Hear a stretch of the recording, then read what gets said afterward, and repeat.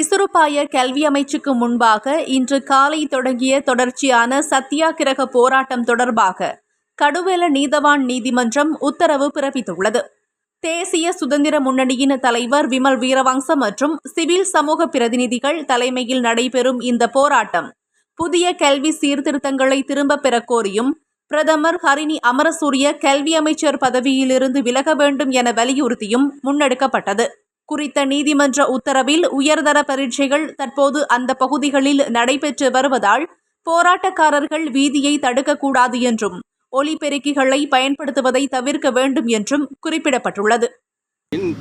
මෙගාෆෝන් සහ බබල් වැනි දේවල් පාවිච්චි කරන්න බෑ කියලා. ඉතින් අපි අධිකරණ නියෝගයට ගරු කරලා ඒ අනුව අපේ සත්‍යාග්‍රහය මීටත් වඩා පිටිපස්සට අපේ වේදිකාව අරගෙන ගිහිල්ලා තවත් මේ පදික වේදිකාව මහජනයාට විවෘත වෙන ආකාරයට අපි අධිකරණ නියෝගයට 100%ක් නෙවෙයි 200ක් එකඟව අපේ සාමකාමී විරෝධතාවය අපේ සාමකාමී මතය පළ කිරීම කරගෙන යනවා. මම හිතනවා අධිකරණයේ දීපු තීන්දුවට අපි අපේ උපරිම ගෞරවය ඉටු කරනවා.